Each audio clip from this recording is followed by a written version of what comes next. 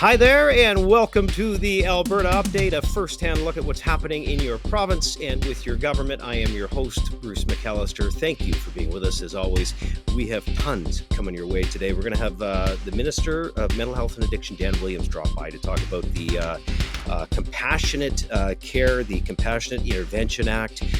We will have Minister Rajan Sawhney come and join us, and we'll discuss some of the big announcements in advanced education, construction numbers, great news for Alberta, all that and much more. First, we welcome in the Premier to kick things off, as we always try to. Another busy day, another busy week. Good day, Premier. Hello, Bruce. Hey, let's start with this. I mentioned we're going to have Minister Dan Williams on, but a big announcement for your government this week, a game changer in how we deal with mental health and addictions, or maybe more succinctly, how we deal with the people struggling with addiction. The compassionate intervention is now being debated in the legislature, that bill. What is it, Premier, and why is your government pursuing this angle? Well, you have to take a two-pronged approach when you're dealing with this crisis of opioids and fentanyl that we have. And one is a law enforcement approach. That's why we have the border security. That's why we are shutting down drug houses. And it's why we've got specialized teams to go after the bad guys, to go after the guys who are victimizing those who are struggling with addiction. But when you have somebody who is in the throes of addiction, you have to take a different approach. It's why we have put a number of measures in place. We've got therapeutic living units in our corrections facilities to get people clean. We've got our virtual opioid dependency program to get them on a replacement of Suboxone or Sublocade so that they can get off opioids. We've got recovery communities that we're building. But we also know that there are individuals who are going to need to be ordered into treatment. They are causing harm to themselves or others. And at the end of a path where all options have been exhausted, giving them an opportunity to get healed and get clean and get on a path to recovery, that's what's behind our compassionate intervention. It is heart-wrenching to see how families are torn apart by this, Premier. I know for those that didn't see the press conference you did with Mr. Williams, that stage was full of people that have been impacted by this. And you should know, coming up later in the program, we're going to speak to one of the ladies that knows exactly what this does to family. And the minister will be along to join us and chat about it as well. Some other things to ask you about, though. The federal election campaign is obviously still underway, and what many people are talking about, some mixed messaging, Premier, if I could put it that way, coming from Mark Carney. Canadians from coast to coast seem to agree we need to build pipelines to diversify our market. But what Mr. Carney is saying leads us to wonder, does he actually mean that he's going to build pipelines, or doesn't he? How do you interpret what he says? He's the kind of politician who will say whatever it takes to win votes with whatever audience that he's talking to. That's the only way I can describe why he would tell me one thing and then say something differently when he's in front of a camera, say something different in English, something different in French, and say one thing in one part of the country versus something different in another part of the country. I have made it very clear that if the federal government wants to reset the relationship with Alberta, there are 9 pieces of legislation and policy that are meant to keep oil and gas in the ground. Part of the problem that the Prime Minister has from a credibility point of view is he's been the one leading the net zero banking alliance, trying to defund projects that are based on oil and gas, trying to de-insure projects that are based on oil and gas, and taking the attitude that we have to keep oil and gas out of production. So now that he's in the middle of an election and there's a huge appetite because of the current struggles that we're having with our American neighbor, there's a huge appetite for us to find new markets, build new pipelines, collaborate as provinces. So I think he's caught in the middle because that's clearly where the public wants to go, and I don't think that it is in sync with the kind of things that he's been advocating for the last decade or so. So that's the problem. But I have to tell you, he's got to decide real quick, because Albertans expect to have a partner in the federal government, and we'll find out who wins on April the 28th. But we'll be expecting that those issues will be addressed very quickly shortly after. Premier, one thing we are building is houses, at least in Alberta. I know you saw the recent numbers that were released. I just want to quote a couple of them before I ask you the question.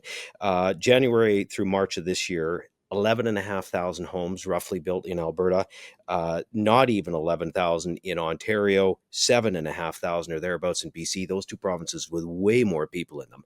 This is really good news for what we're doing here.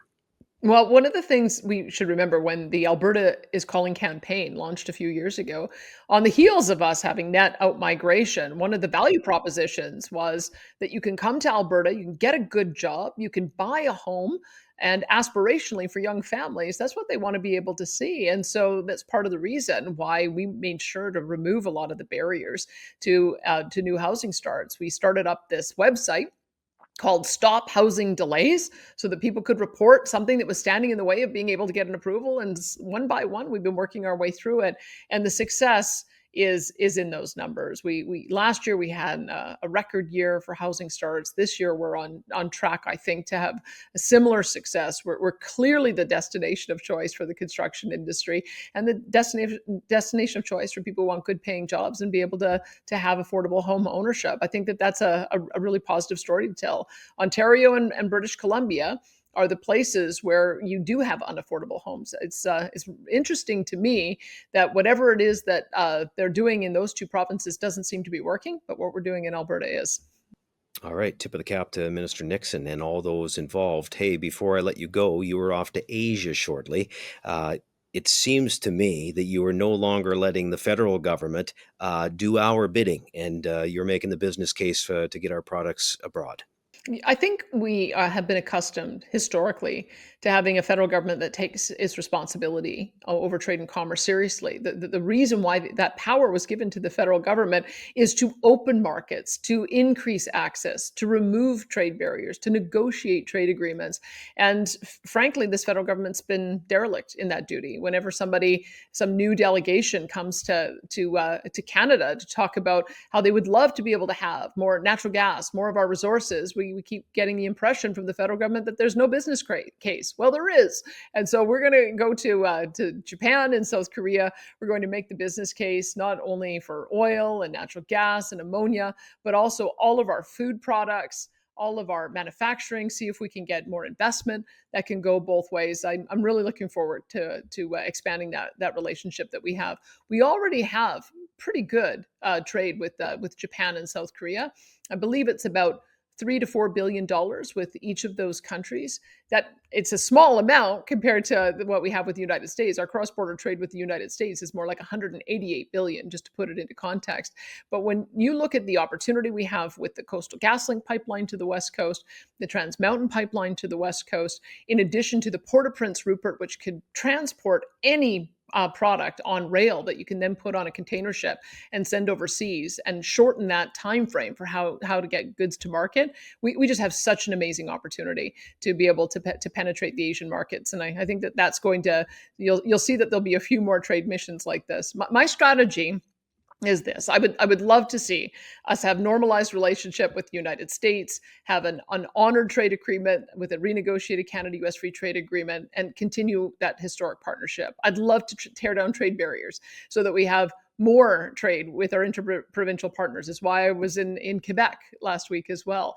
And I'd like to be able to open new markets. To me, it's an all of the above approach. And I think it's going to make sure that Alberta remains at the top of the pack when it comes to growth and economic opportunity. It is tough to argue that you make a great case that there is a business case. Premier, thank you for this. Safe travels. We'll see you when you're back. Thanks, Bruce. Well, since 2019, Alberta's government has focused on building a system of care to ensure everybody has an opportunity to pursue recovery. The creation of the Alberta Recovery Model is a shift in addiction policy with an approach that focuses on services and investments to lead people down a path of recovery. Nobody knows this better than the Minister of Mental Health and Addictions. That is Dan Williams, who is kind enough to join us on what is a very busy week for him to talk more about this. Good day, Minister. How are you doing? Good to be with you, Bruce. Doing fabulous. You know, before we get to this discussion, I want to first hear about what you're doing as a government and the idea behind the Alberta Recovery Model. You and I have spoken about this in the past, but we see other jurisdictions going in very different directions. So what drives your ministry and this government to taking the approach you are? Well, we're practical government that has a common sense approach to this, and we look at what's happened across the country in the last 25 years, and Vancouver might be the best or maybe the worst example of the full articulation of this model, the NDP Vancouver model, which started off innocent enough with the term harm reduction. Euphemism sounds nice, but taken to its logical end, it has decriminalization of all hard drugs. It has drug consumption sites on nearly every street corner. They have more per capita in British Columbia than any other province in the country combined. And then you also end up with unsafe supply, with government funded heroin. Now, this is a crazy articulation of just a bananas idea that if you just facilitate drug addiction, you'll deal and help those who are suffering from addiction. Alberta looked at this and just said, this is bananas. This isn't working. We're going a different route. And that was the genesis of the Alberta recovery model, which instead says that people aren't destined to destitute, that they can come out of addiction and into recovery. Their policy on the other side of the Rockies basically says some people are too sick to recover, so let's just facilitate them. It's a really tragic variety and an undignified and inhumane version of palliative care. On this side of the border in Alberta, instead, we've given an opportunity for hope to families and to communities, Bruce, that say we Mhm. don't want to see addiction take over our streets and take over our community centers and take over our family life. We want to see recovery, this path of hope instead. And so we've created 10,000 new addiction treatment spaces across our entire continuum since we got in 2019. We have 11 different recovery communities we're building. 3 are up and running. We have 5 are with Indigenous partners. We have 2 compassionate intervention centers, which we're going to get more to here and talk a bit about that policy that we've committed $180 million towards, which means to say we're going to care for those who are in addiction instead of facilitate it. And at the same time, we're going to make sure that communities are safe. Because we've been lied to, Bruce. We've been lied to and we've been told you Mhm. either have to choose between being compassionate to those in addiction or having safe communities. It's not true. Caring for those in addiction and having safe communities are one and the same because it's not dignified to individuals to live intermittently homeless in minus 40 weather, speedballing meth and fentanyl, Mhm. overdosing 186 times, like we saw our highest user last year in the province of Alberta. It's so unbelievable. Listen, you covered a lot of ground there, Minister. You had your press conference this week. To those of you at home that didn't see it, you can always watch it. Go to the Alberta.ca website. You can see the whole thing, and it might be worth it for this one. But Minister, your podium, the stage was packed with people supporting what you were doing. The Compassionate Intervention Act, as it is called. What will the process be for its use? Well, the idea behind compassionate intervention is that for a very small group of Albertans, those where everything else has been tried for their addiction, if because of their addiction or substance use, they're a danger to themselves or the community, then we have an obligation, a moral obligation to intervene as a society. The vast majority of Albertans, and even the vast majority of those in addiction, this does not apply to. This is a narrow set, and I give reference to that 186 time overdoser for one individual. I don't want that 187th time to not be reversed and to be that individual's death. And so, compassionate intervention is a process where it can be petitioned by family members, say parents, peace officers, or health professionals. Make this petition to a commission. And if the commission believes that they meet that stringent criteria, it's a 3-member body of the commission with a legal expert, a medical addiction health expert, and a member of the public, someone Indigenous of background, if it's an Indigenous individual going through the process. If they all agree together, then there's a possibility of mandatory treatment.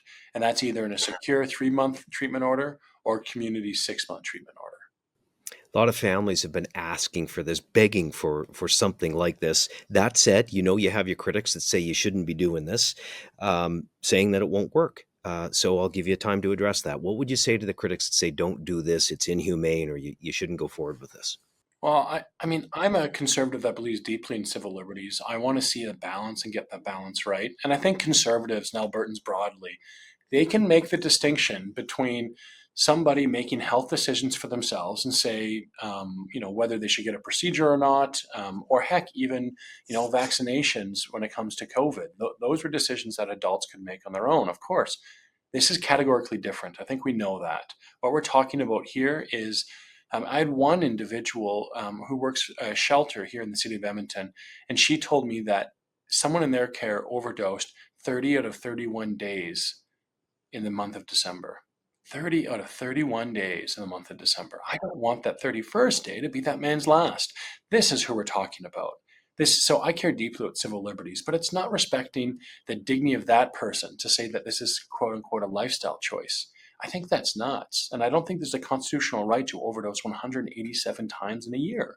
I think that that's a total distortion of the important and noble attempt to protect our liberties and freedoms of what the Constitution should do. And I think that that lawfare and that torquing of this to try and say that these two things are the same when they're not is completely, completely unfair. And I'll also tell the critics who are concerned about it's not going to work, etc. Can you go outside, take a walk down Stephen Avenue in Calgary, White Avenue in Edmonton, or Jasper Avenue, or heck, come to downtown Peace River, Drumheller, Drayton Valley, Lloydminster, you name your city and town across the province of Alberta. We all struggle with this crisis in our communities, and those are our family members. Please come back from outer space in your ivory tower to reality to recognize we're in a public addiction crisis. And the NDP Vancouver model playbook hasn't worked. It's made it worse. Somehow it found a way to pour jet fuel on the dumpster fire they had created while they were in power. I could not be more opposed to the idea that we have to let those who suffer from addiction and other communities that suffer as a consequence of addiction continue down this path. No, I think the government's right, and we're right in saying, from a common sense approach, we need to find a different way, a compassionate and a caring way. Well, you draw a pretty vivid picture for us, and anybody that's been to those cities and those streets knows exactly what you're talking about, Minister. Let's talk about intervention. You announced 180 million to build compassionate intervention centers, along with funding for increased youth capacity in recent months. What does the timeline look like to get this all set up, to get this bill passed through the legislature and then set up? Well, depending on how the legislature votes, it could pass as early as the end of this spring session, so sometime in May in all likelihood. And then it would take some time to set it up. We have a lot of care pathways to build out, relationships to make sure we have between operators and providers for the continuum of care. Most of the system for Alberta's continuum of care for the recovery model isn't operated by Recovery Alberta, the government. It's operated by not-for-profits in community doing the work that they need to get addiction treatment moving in the province. So we're probably going to have some time in early 2026 where we see our first patients coming through the door when it comes to compassionate intervention. All right, last question, Minister. What would your message be to families that are dealing with addiction right now, to parents and families that are at their wits' end? What do you want to say to them? I say the Alberta recovery model is hoping to bring you hope. I mean, we have an entire continuum across the spectrum to get people addiction care. And if your family member or loved one is somebody that fits in this narrow criteria, someone who's a significant risk of significant harm to themselves or others due to their substance use, then this is being built so that we can care for your family. And I think that idea of hope alone is more meaningful than our critics recognize. To say that there's nothing going forward, that you should despair for your son or your daughter's life who have been trapped in the disease of addiction. They're good kids that need a path out. I think to just condemn them to their indefinite addiction, and no individual family is capable, when you talk about what the power of these drugs are today and the nature of what addiction is, individual parents, they need resources. I mean, what's the point of having a society come together to form a government if not to care for our most vulnerable in these situations, especially our youth? Minister, so many people are grateful and thankful for the work that you are doing. Thank you for taking some time to explain it to us, and good luck. Good luck with everything. Happy to chat. Talk to you soon, Bruce. There is our Minister of Mental Health and Addiction, Dan Williams, on the Alberta Update. And we just want to add, coming up on the program, we're going to have a one-on-one with a lady named Debbie Bridge. Now, Debbie knows full well what happens with addiction. She has gone through it in her family. She's going to give us a firsthand account of how things have changed, how parents are dealing with addiction when their kids get heavily involved. And interesting perspective. Looking forward to chatting with Debbie. That's coming up in a few minutes. First, some other news. And Alberta Forestry and Parks and Public Safety and Emergency Services issuing a public safety advisory as bears begin emerging from hibernation. Yes, it's that time of year again, with increasing bear activity coming over the next couple of months and the summer months. Albertans are reminded to take the appropriate steps, the precautions when spending time outdoors.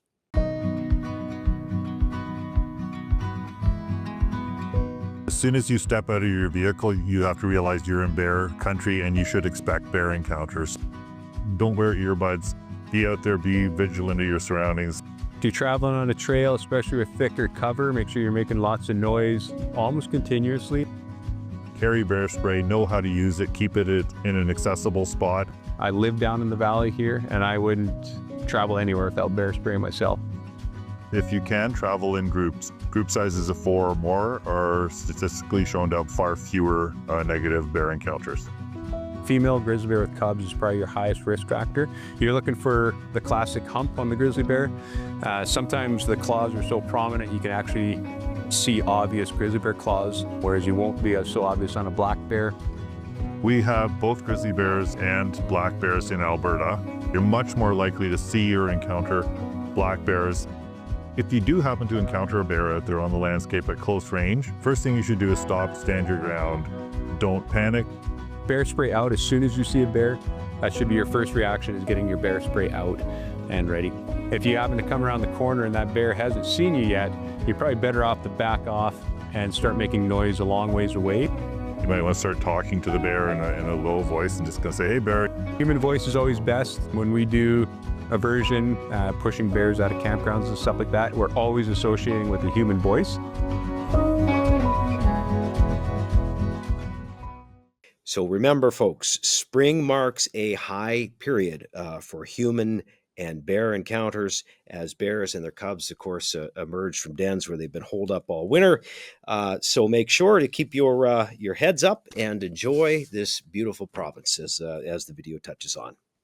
Well, the Premier and I touched on this. We have some building numbers to be proud of in Alberta. We are leading Canada with the highest number of housing starts in the country from January to March 2025, according to the Canada Mortgage and Housing Commission. Despite making up less than 13% of Canada's population, Alberta built more than 25% of all housing starts in the country. Again, that is so far this year of 2025. That is why the province has been working to break down barriers and empower its housing partners to get more shovels in the ground faster. And the numbers are clear. Alberta is certainly succeeding at this. Last fall, Alberta's government, you may recall, launched the Stop Housing Delays online portal for developers and for local authorities to help identify areas that are preventing fast and efficient residential construction. So some great work by Minister Jason Nixon and his team in seniors, community, and in social services.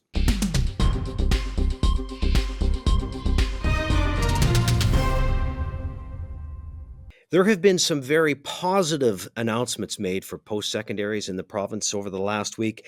Today, we are pleased to have with us Advanced Education Minister Rajan Sawhney to tell us more about these, and it has been a busy and productive week or so. Minister, good to see you. Thanks for joining us. Thank you. It's great to see you. I'm delighted to be here today. Minister, recently you announced you're investing $100 million into what is currently the Biological Sciences Center at the University of Alberta. I know that your priority when it comes to post-secondary has been to ensure that we are building a workforce to meet the labor needs of today with an eye ahead to what we're going to need tomorrow. Can you speak to the importance of this announcement in this regard?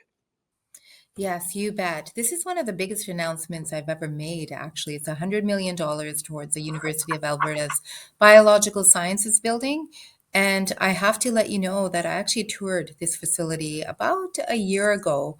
And it was built in 1969. It's a very, very old building, good bones, good structure, but definitely needed a facelift. So it was easy to actually put this money together as we went to Treasury Board because the University of Alberta is coming to the table with their own funds as well. The total construction cost is going to be about $220 million. And the government of Alberta is putting forward $100 million.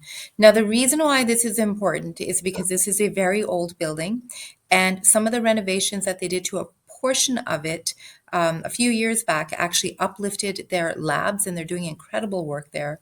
They're actually testing blood, taking drops of blood, and diagnosing almost 2,000 different diseases through that testing protocol. So fantastic work happens in this building, and we need to modernize and update. And we're also going to see about 3,200 new seats once the building is finally finished. I love it. Love to hear it. Hey, listen, here's another good news story. You recently had that $30 million announcement at SAIT in Calgary. Here's what I want to ask you about this one. Can you speak to why you funded this project in particular, and maybe more broadly, some of the factors that you consider when you want to make the best use of taxpayer money? Because I know there's a long lineup, but when you're making these decisions in post-secondary, maybe speak to that. Well, I think those are brilliant questions, and those are questions that I get asked quite often. So, number one, state student population has doubled, so they definitely need more capacity. Number two, state is also coming to the table with funding. So, not just matching funding, but they're going to have a big fundraising campaign. They're going to raise about $110 million. And the Taylor Family Foundation actually donated $30 million last year. So it was incumbent upon the province, because we want to have more seats, we want to have more work integrated learning spaces, to actually come to the table with more funding. It's a great project. And the best part of this project is that there are going to be some health clinics that are going to be built in this new facility. And that means access to the public for medical visits and health purposes, but it also means opportunities for practicums for students. So lots of really good things happening at SAIT, and we're so thrilled to be able to partner with them. You know, Minister, it never ceases to amaze me how many issues are on a minister's plate. And case in point, I want to talk about another one today. I know you recently announced a new registry to protect students that are applying to private career colleges. For those who do not know, tell us more about these private career colleges, what you're dealing with here, and how this new registry is going to work, why it's so important. This is incredibly important work. It might be some of the more important work that we're doing actually in advanced education, in addition to the work that we're doing with the trades. We have seen some bad actors in the system, and the prevalence and rise of these bad actors actually came about during COVID times. We had a lot of private career colleges that were opening up and offering online classes. Now, just to backtrack, private career colleges do great work. They fill a role in society in terms of educational opportunities and vocational training. And so we need them there because they provide additional pathways for careers for many, many Albertans. But you have the bad actors, and we saw exponential growth in our student aid applications. So that was a red flag, and we undertook some audits and investigations. Some of these preceded my time as minister, but we ramped up our resources because we wanted to make sure that students were protected. And we also heard from students as well about program integrity and quality around some of these programs. So after undertaking these audits, we did put together a public registry that outlines those private career colleges that have been deregistered from student aid and those who have been deregistered altogether. There's one. It's important to have this public registry in place for potential students who want to perhaps attend one of these colleges or who are looking for more information. And we just want to be transparent with the public, and we want students to know that we have their back and they are protected. So that was the whole purpose of this registry. At step one, we are still undertaking our investigations because we want to make sure we take care of those bad actors in the system. Okay. Listen, we haven't had you on in a while, so I'm going to cover lots of ground today. I know you'll be prepared no matter what I ask you. So you're also in charge of skilled trades apprenticeships and training. So to that mind, you've been doing a lot of work with unions. What have you been up to there, and what do Albertans need to know about these skilled trades education? I actually really love this question because this is the most favorite part of my portfolio, is actually working with our polytechnics and our educational institutions as well as private sector unions. So what we found is that we are getting record registrations at the polytechnics. We're exceeding our 10-year high.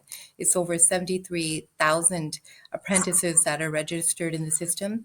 But we also found that when we visited some of these unions, that they had incredible facilities, incredible capital in place to actually train Albertans, and not just members of the union, but the public at large. So we did do a pilot project with the operating engineers last year, wildly successful. Lots of people trained through that program. And that's why I wanted to visit all of the other unions here in Calgary and Edmonton. And there's about 18 or 20 that we visited. And as a result of that work, I actually announced in Budget 2025 a $5 million grant that's going to be available to these unions to apply for additional seats, whether it's in pipe fitting, whether it's in heavy equipment technician trades or electricians, you name it. So that announcement is going to be coming out soon. It was already announced in Budget 2025, but we're going to have a bigger announcement and celebration. But ultimately, we want to make sure that we meet that demand for the trades and meet those wait lists that are at the polytechnics. So important to have with all the building going on here, Minister. Happy to hear about this. Hey, listen, we mentioned SAIT, we mentioned the University of Alberta, we often talk about the University of Calgary. What about the colleges and those institutions that are, outside of the big cities? They would want your attention too. I'm sure you're providing it. What can you tell us about that? I certainly am providing my attention to a lot of institutions outside of the big cities. Kano College just received $2 million in planning for their skilled trade center as well. I know that Olds College in Budget 2024 received some significant dollars for renovations of their trades building, and I'm looking forward to that work happening very quickly. Northwestern Polytechnic, another favorite institution of mine, also received some planning dollars to expand their trades facilities and programming. And down south, I mean, we do a lot of work with the University of Lethbridge, especially when it comes to the rural medical health training facilities. That is a significant investment. And, I have to say that our post-secondary partners have been tremendous in terms of the work that they do, in terms of the programming that they're offering, and really responding to that labor market demand. So we have 27 publicly funded institutions. I've visited them all multiple times, but I'm very, very particular about making sure that those institutions in rural communities get additional supports, and we've done just that.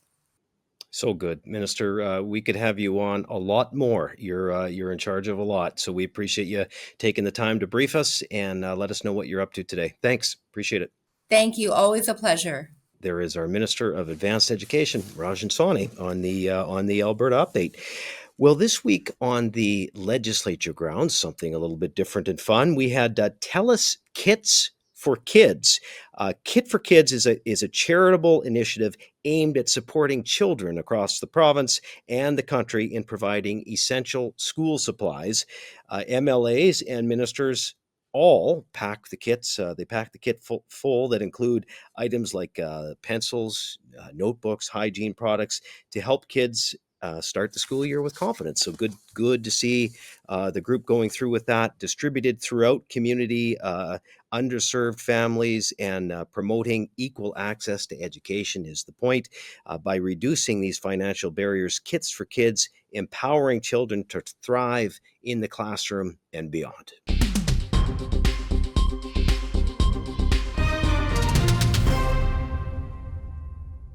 Well, much of the theme of this Alberta update is to be telling you about the Compassionate Intervention Act that was introduced into the legislature. We had the Premier discussing it. We had Minister Dan Williams discussing it. But we're also happy to have a lady that knows all about addiction and how it impacts a family and is going to give us some context on all of this. We say hello to Debbie Bridge, who has gone through this with her daughter. Debbie, thank you for taking some time to join us. Yeah, thanks for having me. Yeah, listen, the minister spoke passionately about what the government is doing and why, but I thought I'd bring you on so Albertans can understand what this does to a family. Maybe first of all, Debbie, a little bit about your story. I know you went through some addiction issues with your daughter. How did that all happen? I think Well, we were just like many families. We were, raising our family. My husband was working hard. He was working out of town a lot. And I was a stay-at-home mom and doing everything I could in what I thought was the right way to raise our children and being mindful about all that stuff. And my children were now in their teens. My daughter was 17. There was a couple issues going on at school, but I thought I was addressing them thoughtfully and mindfully. But in grade 12, her last semester, right when we were, almost at home base there, she dropped out of school and just didn't come home one day. Thankfully, I knew where she was. She was with someone she had just met, but it was like a major personality shift suddenly. We learned that she was, she had been doing pot and drinking alcohol and also using cocaine and various other things that she was dabbling in. And in my experience as a parent, it felt like the rug was pulled out from underneath me. There maybe had been warning signs that I missed. And I think that's also lots of families I speak to. They say the same thing, that how could I have missed it? And when it's hindsight, you look back and you see things that you didn't see. 100%. Look, we've all heard the stories, and we probably all have them close to us in our own families or friends in our networks. That said, so at the time, before your daughter turned 18, you were still able to use a program. I think it's PCAD. Can you tell us about that and what happened? Well, it's because she wasn't coming home and we didn't know what the heck was going on. And we just felt at a complete loss. We felt powerless. And so I was talking to different people. I talked to police officers and so on, and I'd learned about PCAD. And so that was a involuntary program for youth under 18 that could be utilized. It required us to go through the court system and make a claim that she needed that. And the judge agreed with us at the time. And it meant that she forcefully went into a safe house for a period of 10 days. And it was traumatic for us to go through that experience, but it was something that we felt desperate enough to use at the time. Right. And I guess the problem with the program is it's 10 days. And when your daughter came out, it was right back to the old ways, unfortunately. That's exactly right. There was, when she got discharged or whatever you call it, when she left, we were given this big file, but then nothing else. There was no other recourse, nothing else that we could use to support. I took advantage of everything that was available to me through PCAD, which meant I could visit her. We took advantage of some counseling that was there. But really, after the program was done, you're just kind of left. There's nothing else. Okay. Well, part of our Compassionate Intervention Act, the bill that we're having debated in the legislature, if passed, it will repeal PCAD, because what it will do is it'll extend treatment times and have more family involvement. As somebody that has been through this, I would gather you see that as very important. Will that help? I mean, in my belief, it will. Families are often left out in the cold in the equation. They're left, being told that you have to just wait until they hit rock bottom. You have to just wait until it gets worse and worse and worse, and hopefully that they finally decide. And look, I mean, that is important. The person has to make a choice for themselves. But sometimes I think they need the support along the way before they're able to make that choice. Right. Hey, listen, I know you do a lot of work with parents, empowering parents. PEP, as your organization is called. Can you put into perspective? I just wonder, for people listening to our conversation, like how things have changed. Like, what do you see with folks, with youth and even adults that are dealing with drugs today, and why legislation like this is so important to try and help them? The stories that I hear from families is that they are lost. They are, as I said, left out in the cold. They're desperate. Their loved ones are, not to get too, graphic, but they are dying. They are overdosing in their kitchen floors. They are detoxing their loved one in their own homes because they have nowhere else to turn.